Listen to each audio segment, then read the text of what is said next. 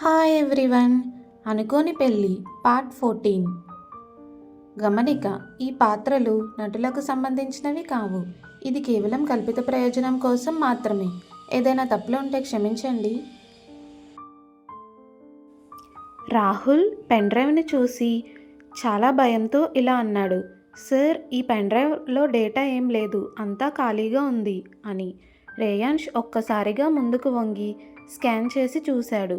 ఏమీ లేదు, ఒక్క ఫైల్ కూడా లేదు. ఏమిటిది అని రేయాన్ష్ గట్టిగా అడిగాడు. ఏదైనా సమస్య ఉందా మిస్టర్ యదువంశీ అని మార్టిన్ అడిగారు. రేయాన్ష్ గుండెలో కోపం ఉప్పొంగింది. ఎవరో తన పని చెడగొట్టారని, తానే ఎన్నోసార్లు తనిఖీ చేసిన పెన్ డ్రైవ్ ఇప్పుడు ఖాళీగా ఉందని అర్థం చేసుకున్నాడు రేయాన్ష్. క్షమించండి, నా డేటా మిస్ అయింది అని రేయాన్ష్ పూర్తిగా నియంత్రిత స్వరంతో చెప్పాడు. ఖచ్చితంగా ఎవరో డిలీట్ చేశారు అని అన్నాడు. మార్టిన్ నవ్వుతూ, నేను ఎప్పుడూ శ్రీ రేయాన్ష్ యదువంశీ అంటే పరిపూర్ణతకు నిర్వచనం అని నమ్ముతాను, కానీ బహుశా ఈరోజు కాకపోవచ్చు అని అన్నాడు మార్టిన్. దానితో రేయాన్ష్ పిడిగిలి బిగిసిపోయింది. బహుశా నువ్వు ఎవరికైనా కోపం తెప్పించి ఉంటావు అని మార్టిన్ సరదాగా అన్నాడు. ఆ మాటలకు మాన్వి ముఖం రేయాన్ష్ మనసులో కదిలింది. పర్లేదు, మనం ఈ మీటింగ్ రేపటికి వాయిదా పెడదాం అని అన్నాడు మార్టిన్. రేయాన్ష్ రూమ్ నుంచి బయటకు వచ్చేశాడు.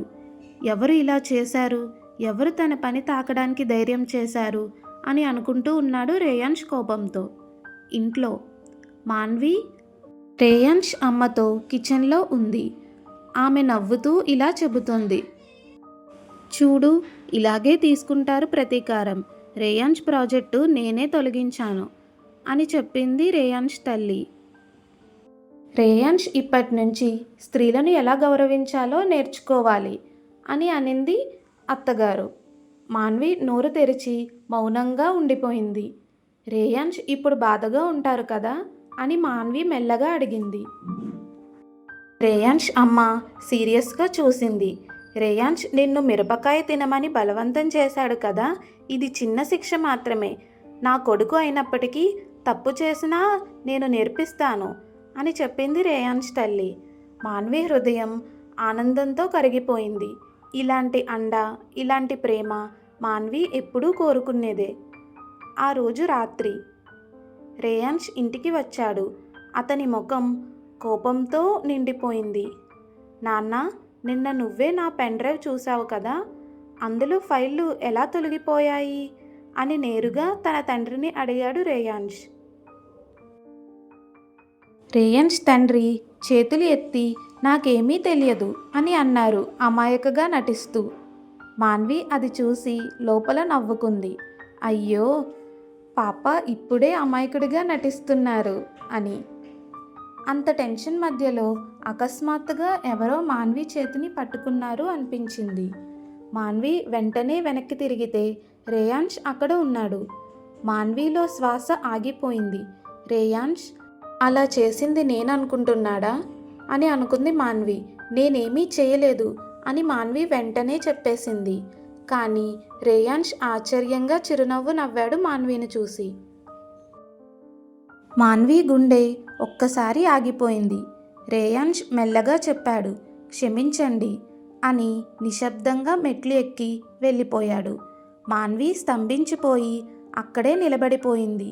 రేయాన్ష్ యదువంశీ తనకు నిజంగానే క్షమాపణ చెప్పాడా అని మాన్వి అలా ఉండిపోయింది.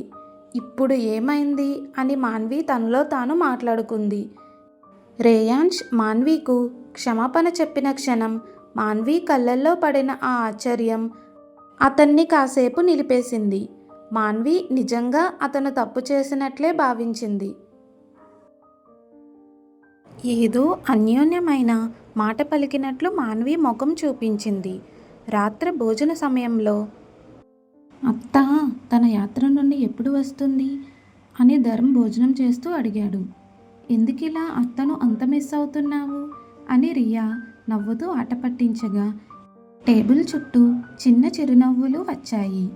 అది కాదు, ఇంట్లో ఉండే ఈ శాంతి ఇంకా ఎన్ని రోజులు ఉంటుందా అని అడిగాను అని ధర్మ చిరునవ్వుతో సమాధానం చెప్పాడు.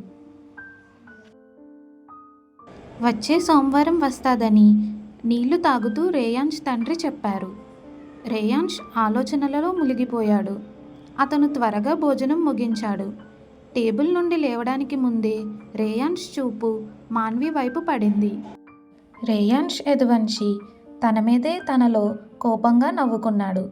ఒక్క క్షణం మాన్విని చూడకుండా ఉండడానికి నిర్ణయం తీసుకుంటాడు. కానీ వెంటనే మళ్ళీ మాన్విని చూస్తున్నాడు. చూడకుండా ఉండలేకపోతున్నాడు. మాన్వి దగ్గర ఉండగానే రేయాన్స్కి ఏదో తెలియని అలజడి పడుతుంది. దూరం అయిన ఆలోచనలు మాన్విపైనే ఉంటున్నాయి రేయాన్స్కు. రేయాన్స్ తన మనసును మార్చుకోవాలని ఆ భావోద్వేగాలను ఆపాలని అనుకున్నాడు. అందుకే నేరుగా తన ఇంటి ఆఫీసులోకి వెళ్ళాడు. కానీ అక్కడికెళ్ళిన తర్వాత కూడా మాన్వి రూపం రేయాన్స్ మనసులోంచి వెళ్ళట్లేదు. క్షమాపణ చెప్పిన రేయాన్స్ మాట, మాన్వి విస్తృతంగా చూసిన కళ్ళు రేయాన్స్ హృదయంలో ఏదో కదిలించాయి. మాన్వికు ఆయన నిజంగా క్షమాపణ చెప్పాలని భావించాడు. నిజంగా ఈసారి మాటలతో కాదు, మాన్విను అర్థం చేసుకుని మాన్వికి తన తప్పును ఒప్పుకొని చెప్పాలని అనుకున్నాడు రేయాన్స్. రేయాన్స్ తన డెస్క్ వద్ద కూర్చొని కొన్ని ఫైళ్లను తెరిచాడు. కానీ రేయాన్స్ మనసు మాత్రం వాటి మీద లేదు. ఆ ఫైల్లోని పేజీలు మారుతున్నాయి. కానీ ఆలోచనలు మాత్రం ఆ ఒక్క మాన్వి చుట్టూ మాత్రమే తిరుగుతూ ఉన్నాయి. అప్పుడు తలుపు మీద మృదువైన తట్టడం వినిపించింది. ఎవరో డోర్ని నాక్ చేస్తున్నట్లు. లోపలికి రండి అని రేయాన్స్ అన్నాడు. కళ్ళను మాత్రం పేపర్ల నుండి పైకి లేపకుండానే అన్నాడు. తనకు అత్యవసరంగా కావలసిన కాఫీ కప్పుతో అమ్మ లోపలికి వచ్చింది. రేయాన్స్ తల్లి. ఆమె అడుగులు ఎప్పటిలాగే ప్రశాంతంగా ఉన్నాయి. కానీ రేయాన్స్ గుండెల్లో మాత్రం అలజడి పుట్టింది. అమ్మ రేయాన్స్ ముందు కూర్చొని ఆందోళనతో అడిగింది. నీకు చాలా పని ఉందా అని అడిగింది రేయాన్స్ తల్లి. రేయాన్స్ కాఫీని తీసుకుని ఒక సిప్ తాగుతూ కొంచెం పని మిగిలి ఉంది అని మృదువుగా బదులిచ్చాడు. కానీ అమ్మ అతన్ని ఒక చూపు చూసింది. ఏదో రేయాన్స్లో తప్పు ఉందని ఆమెకు అర్థమైంది.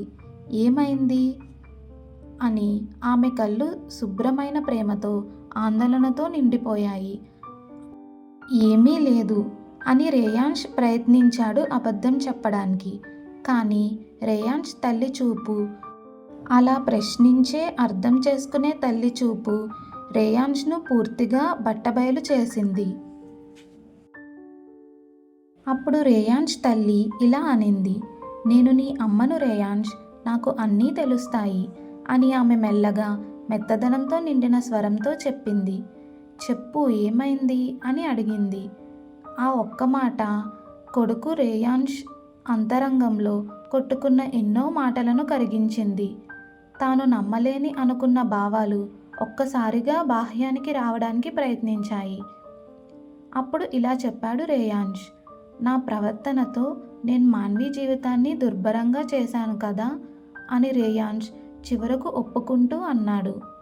మాన్వి నన్ను మోసం చేస్తుందని నేను అనుకున్నాను, అందుకే నేను అని చెప్పలేకపోయాడు. వాక్యం పూర్తయ్యే లోపే అపరాధ భావన రేయాన్స్ గొంతును బిగించింది. మాటను కొనసాగించలేకపోయాడు. రేయాన్స్ పూర్తిగా చెప్పలేకపోయినా అతని తల్లి కొడుకు ఏం చెప్పాలనుకుంటున్నాడో మధ్యలోనే అర్థం చేసుకుంది. నాకు అన్నీ తెలుసు రేయాన్స్ అని ఆమె ప్రశాంతంగా తల్లిలా చెప్పింది. అందుకే నేను ఎప్పుడూ చెబుతూనే ఉన్నాను మాన్వి నిర్దోషి అని, కానీ నువ్వు వినలేదు అని అనింది రేయాన్స్ తల్లి. ఆమె కళ్ళల్లో నిరాశ లేదు, కోపమూ లేదు. కేవలం తన కుమారుడు చివరికి నిజాన్ని అంగీకరించాడనే ఒక ఉపశమనం మాత్రమే ఉంది. Next part continuous. మాన్వి మరియు రేయాంష్ అనుకోని పెళ్లి జీవితాన్ని తెలుసుకోవడానికి లైక్ చేసి, షేర్ చేసి, సబ్స్క్రైబ్ చేయండి. Thanks for watching.